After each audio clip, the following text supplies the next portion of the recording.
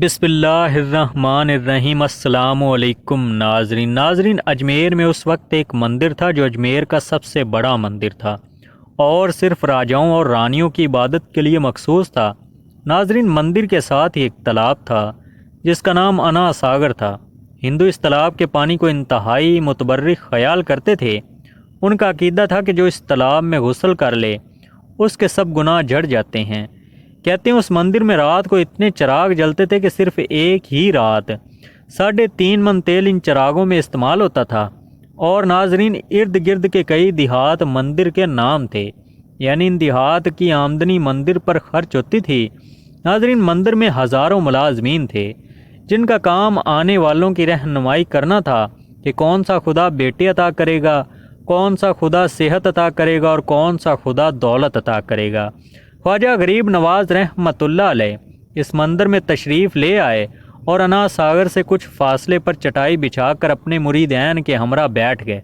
عصر کا وقت تقریباً قریب ہو چلا تھا، لہٰذا آپ رحمۃ اللہ علیہ نے حضرت قطب الدین رحمۃ اللہ علیہ سے اذان دینے کو کہا۔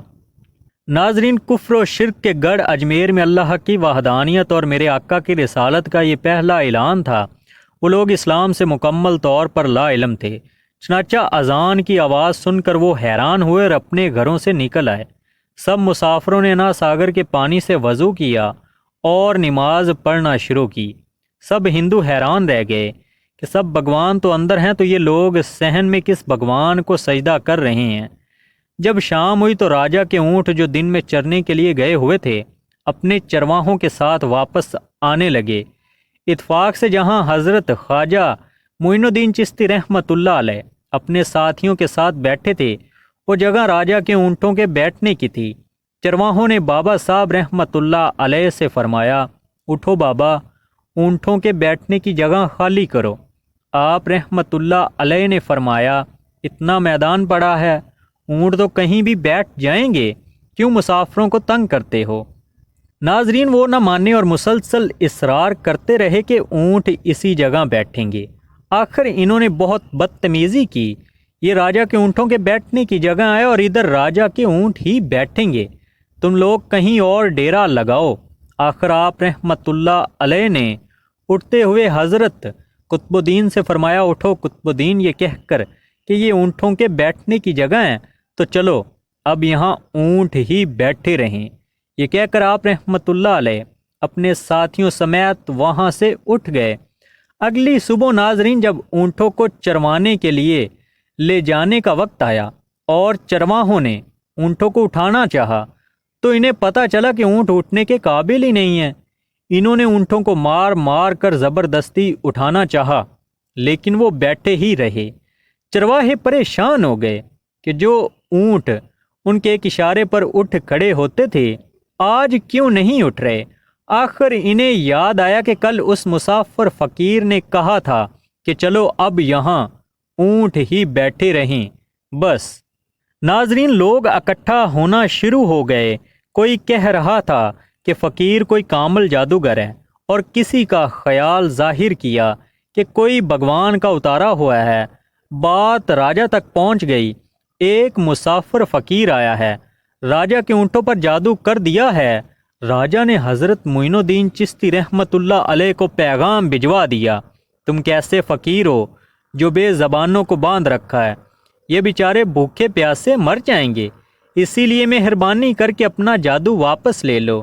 آپ رحمۃ اللہ علیہ نے فرمایا، ہم مسلمان ہیں اور مسلمان بد دعا نہیں کرتے، نہ ہی جادو۔ جاؤ، جس کے حکم سے بیٹھے تھے اس کے حکم سے اٹھ کھڑے ہو جاؤ۔ اب جو جا کر اٹھایا تو اونٹ پہلی بار پر ہی اٹھ کھڑے ہوئے۔ ہندوؤں کی ناظرین دلچسپی ان مسافروں میں بڑھنے لگی۔ پانچوں وقت اذان ہوتی اور نماز ادا کی جاتی۔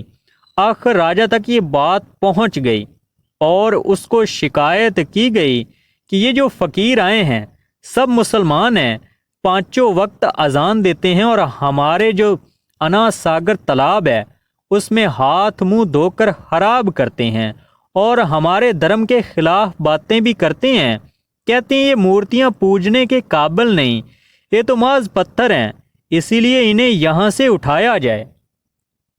راجا نے فقیروں کو پیغام بھجوایا کہ تم لوگ ماس گوشت کھاتے ہو، ہمارے دھرم کے خلاف بولتے ہو، اور تو ہمارے پاک تالاب کو اپنے ہاتھ ڈال کر ناپاک کرتے ہو، جو ہم برداشت نہیں کر سکتے، اسی لیے تم لوگ یہاں سے چلے جاؤ۔ آپ رحمت اللہ علیہ نے فرمایا، اور بھی تو اتنی دنیا آتی ہے، ہمارے پانی لے لینے سے کون سا کوئی کمی آ جائے گی؟ لیکن وہ کہنے لگے، وہ سب ہمارے اپنے دھرم کے لوگ ہیں اور تم دوسرے دھرم کے ہو، آئندہ تم لوگوں نے تالاب کو ناپاک کیا تو ہم سختی سے پیش آئیں گے۔ آپ رحمت اللہ علیہ نے حضرت قطب الدین بختیار کاکی رحمت اللہ علیہ سے فرمایا، قطب الدین، شاید یہ لوگ آئندہ ہمارے پانی لینے پر کوئی فساد برپا کریں، جاؤ ایک مشکیزہ پانی لے لو تاکہ ضرورت کے وقت کچھ پانی تو موجود ہو۔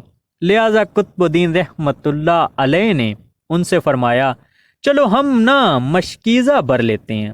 وہ اس شرط پر مان گئے، تمہارا جسم پانی سے نہ چھوئے بس۔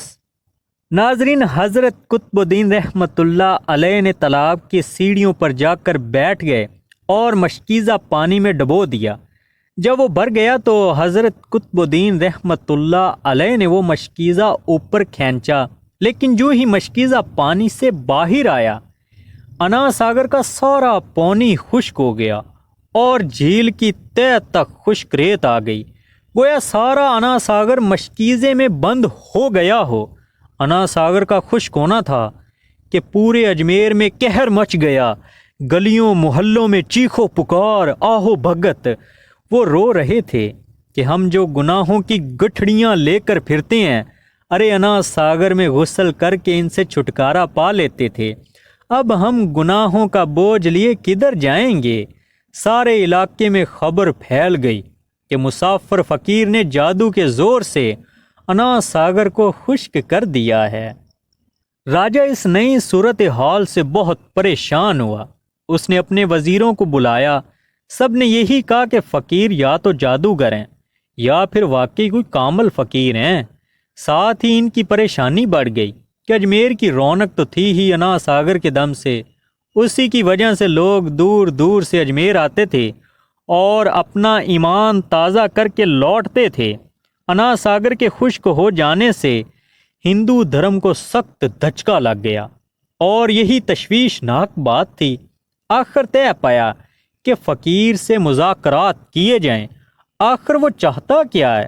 اگر اس کے مطالبات معقول ہوں تو تسلیم کر لیے جائیں، یا پھر سب مرد، عورتیں اور بچے جا کر فقیر کی منت سماجت کریں کہ لوگوں کو پریشانی سے نجات دلوائے اور ہم پر کرم کرے۔ ہم اپنے پاپوں کا بوجھ اٹھا کر کہاں جائیں گے اور کیسے سکون پائیں گے؟ یہ تجویز زیادہ آسان تھی، لہذا تمام لوگ بابا صاحب رحمت اللہ علیہ کے پاس آئے اور بولے، بابا تم بھی وضو کر لیا کرنا، لیکن بھگوان کے واسطے ہمارا انا ساگر ہمیں لوٹا دو۔ ناظرین، حضرت خواجہ غریب نواز رحمت اللہ علیہ نے حضرت قطب الدین بختیار کاکی سے فرمایا، جاؤ قطب الدین مشکیزہ واپس تالاب میں ڈال آؤ۔ جو ہی مشکیزہ تالاب میں الٹایا گیا، انا ساگر کناروں تک اچھل آیا۔ اس پانی نے کئی دلوں کو دھو ڈالا۔ ہندو قوم کی اپنی تاریخی کتابوں میں بھی ہندو اس بات کو تسلیم کرتے ہیں کہ اس شام 32,000 ہندو کلمہ پڑھ کر دائرہ اسلام میں داخل ہو گئے۔ ان ہندوؤں کے مسلمان ہو جانے سے ہندو پنڈتوں اور عام ہندوؤں میں بھی غم و غصے کا طوفان اٹھ کھڑا ہوا۔ وہ سوچ میں پڑ گئے کہ فقیر اگر کچھ دن مزید ادھر رہے گا تو دیوی اور دیوتاؤں کا تو نام لینے والا بھی کوئی نہ رہے گا۔ لہذا لوگوں نے راجہ کو مجبور کیا جلد کچھ کیا جائے۔ راجہ نے مندر کے بڑے پنڈت رام دیو کو بلایا اور اسے بابا صاحب رحمت اللہ علیہ سے مناظرہ رکھ کر جلد از جلد انہیں شکست دینے اور اجمیر سے باہر نکال دینے کا حکم دیا۔ رام دیو اپنے وقت کا ناظرین مانا ہوا پنڈت تھا۔ جس کی علمی قابلیت کی دور دور تک دھوم مچی ہوئی تھی، دراصل پنڈت شیطانی اور جادوئی طاقتوں کا مالک تھا۔ اس نے راجا کو یقین دلایا کہ جلدی ہی راجا کوئی اچھی خبر سنے گا۔ رام دیو بابا صاحب رحمۃ اللہ علیہ کے پاس آیا اور الٹے سیدھے سوالات کرنا شروع کر دیا۔ حضرت خواجہ غریب نواز رحمۃ اللہ علیہ نے خاموشی اختیار کی۔ جب رام دیو نے حد سے بڑھ کر شور مچانا شروع کر دیا تو حضرت خواجہ غریب نواز آپ رحمۃ اللہ علیہ نے اس کی طرف آنکھ اٹھائی اور مسکرا کر فرمایا، رام دیو، تو شور مچا رہا ہے اور میں تیرے ماتھے پر ایمان کا نور چمکتا دیکھ رہا ہوں۔ اس نگاہ اور لہجے میں جانے کیا جادو تھا کہ رام دیو قدموں پر گرا اور روتے ہوئے بولا، بابا، جس دھرم کے تم ہو اس دھرم میں مجھے بھی شامل کر لو۔ ناظرین، جو لوگ مناظرہ دیکھنے آئے تھے اس کایا پلٹ جانے پر بہت پریشان ہوئے۔ رام دیو جو بابا کو شکست دینے آیا تھا، بابا کے دین پر ایمان لے آیا تھا، تاریخ کی کتابیں بھری پڑی ہیں کہ حضرت خواجہ اجمیر رحمۃ اللہ علیہ وہ واحد بزرگ ہیں جنہوں نے 90 لاکھ ہندوؤں کو مسلمان کیا۔ صدیاں بیت گئی مگر سلطان الہند غریب نواز حضرت خواجہ معین الدین چشتی اجمیری رحمۃ اللہ علیہ کا مزار اجمیر شریف، راجستھان، انڈیا آج بھی وہاں موجود ہے، اور جہاں بالتفریق رنگ و نسل اور مذہب کے عقیدت مندوں کا جم غفیر حاضری دینے پہنچتا ہے۔